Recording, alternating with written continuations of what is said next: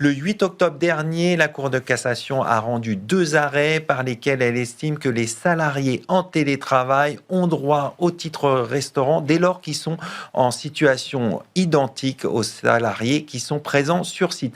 Pour décrypter ces arrêts, j'ai le plaisir de recevoir sur ce plateau Marion Ayadi, associée chez Yards. Marion Ayadi, bonjour. Bonjour Arnaud. On va revenir tout de suite sur ces arrêts. Pour bien comprendre, pouvez-vous expliquer un peu la décision de la Cour de cassation dans ces 2 arrêts ? Oui, alors c'était une décision qui était attendue. Donc elle est venue éclaircir la situation. Et en fait, pour la comprendre, il faut revenir sur l'obligation de l'employeur en matière de participation aux frais de restauration ou en matière de restauration des salariés. En fait, l'employeur n'a pas l'obligation de mettre en place des titres restaurants.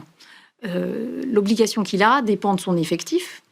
Pour les entreprises de plus de 50 salariés, il a l'obligation de mettre en place un local de restauration, un restaurant d'entreprise.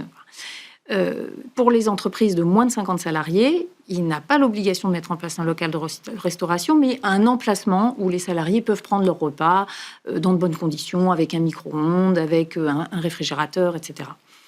Et en fait, dans ces décisions de la Cour de cassation, la question qui se posait, c'était de savoir quand l'employeur met en place des titres restaurants, est-ce qu'il doit en faire bénéficier tous les salariés, y compris les salariés en télétravail? Et que se passe-t-il quand il y a plusieurs règles qui s'appliquent dans l'entreprise? C'est-à-dire quand, par exemple, il y a déjà un local de restauration et les salariés qui travaillent sur site, eux, ont accès à ce local de restauration. Qu'est-ce qui se passe pour les salariés qui sont en télétravail et qui, eux, par définition, n'ont pas accès à ce local de restauration? Alors, qu'a décidé la Cour de cassation ? La Cour de cassation, en fait, a fait une application très littérale des textes qui viennent régir l'activité des salariés en télétravail. En fait, elle s'est fondée sur l'article 1222-9 du Code du travail qui dit que les télétravailleurs ont les mêmes droits que les salariés qui exécutent leur travail sur site. Premier article. Ensuite, elle est allée chercher les articles du Code qui existent sur le titre restaurant et qui disent que quand il y a des titres restaurants qui sont donnés aux salariés, le salarié ne peut avoir qu'un titre restaurant par repas pris pendant son horaire journalier de travail. Donc ça veut dire que le salarié qui travaille à temps plein, donc du matin jusqu'en fin de journée, a un repas qui est compris dans cette amplitude et qu'il ne peut utiliser qu'un ticket restaurant pendant cette amplitude. Mais le Code du travail ne nous dit pas « vous devez donner des tickets restaurants ». Il nous dit, alors comment elle est arrivée à cette conclusion ? Eh bien en fait, en combinant ces 2 articles, la Cour de cassation dit que finalement, quand l'employeur met en place des titres restaurants, il ne peut pas exclure les salariés qui sont en télétravail du bénéfice de ces titres restaurants juste parce qu'ils sont en télétravail. Il y a un principe d'égalité de traitement. L'égalité de traitement, elle signifie que les salariés qui sont placés dans une situation identique soient traités de la même façon. Et en fait, elle considère que le simple fait d'être en télétravail n'est pas une raison objective et pertinente, suffisante, qui permette de traiter les salariés en télétravail de façon différente. Donc, dès lors qu'il y a des titres restaurants dans l'entreprise, les salariés en télétravail, a priori, doivent en bénéficier. Situation identique, pourquoi ? Comment on arrive à déterminer que c'est une situation identique ? Alors c'est là qu'en fait, il y a quand même un nœud et que je pense qu'il va y avoir une résistance de la part de certains employeurs. C'est que quand même, historiquement, les titres restaurants ont été octroyés pour compenser le surcoût lié au fait que les salariés ne pouvaient pas rentrer chez eux pendant la pause du déjeuner pour déjeuner. Et finalement, l'employeur participait à ce surcoût grâce au titre restaurant. Et en fait, la Cour de cassation, elle passe complètement sous silence cette justification historique du ticket restaurant, du titre restaurant. Elle dit simplement, il y a une égalité de traitement qui est posée par le Code du travail entre les télétravailleurs et les salariés qui sont sur site. Donc, à partir de ce moment-là, les salariés en télétravail doivent pouvoir bénéficier dans les mêmes conditions que les salariés qui travaillent sur site. Alors, c'est intéressant parce que les décisions, elles ont été rendues dans le cadre de la crise sanitaire, donc où c'était un télétravail qui avait été imposé à tous. mais dans des conditions différentes. C'est-à-dire que dans la première décision, vous aviez des salariés qui ne faisaient pas de télétravail avant la crise sanitaire, qui ont été mis en télétravail du jour au lendemain. L'employeur a supprimé les titres restaurants en disant vous êtes chez vous, vous n'avez pas besoin de titre restaurant. Là, la Cour de cassation dit non, le simple fait qu'ils soient en télétravail, ça ne justifie pas de les en priver. Et dans l'autre situation, ce qui était intéressant, c'est qu'il y avait deux régimes. Il y avait un restaurant d'entreprise pour ceux qui étaient sur site et des titres restaurants pour ceux qui ne pouvaient pas travailler sur site, les itinérants, les télétravailleurs, etc.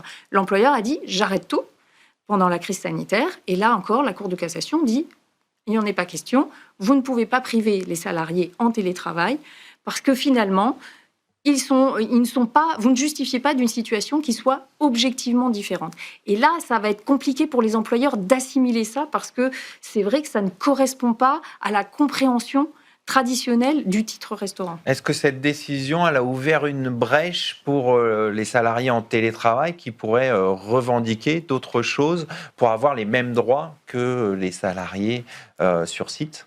Alors, il y a déjà un sujet par rapport aux salariés en télétravail, ce sont les frais de transport. Parce que il y a déjà des décisions qui nous disent que l'employeur doit prendre en charge une partie des abonnements aux frais de transport, donc le pass Navigo, etc. Et que finalement, même quand les salariés ont 1 jour, 2 jours, 3 jours de télétravail, ça ne change rien. Il doit les prendre en charge. Mais quand on a des salariés qui font davantage de télétravail, qui sont par exemple en 100% télétravail, là, les employeurs commencent à dire « Attendez, nous, je ne vais pas payer un abonnement Navigo si vous ne venez jamais sur site. » Donc ça, effectivement, il y a un sujet. Et il y a un sujet également quand les salariés décident de fixer leur lieu de télétravail à un endroit très éloigné de l'entreprise. On voit de plus en plus. Certains qui partaient même à l'étranger. Exactement. Et là, l'employeur, sur les frais de transport, effectivement, tique un peu et on peut le comprendre. Et donc ça va être un sujet.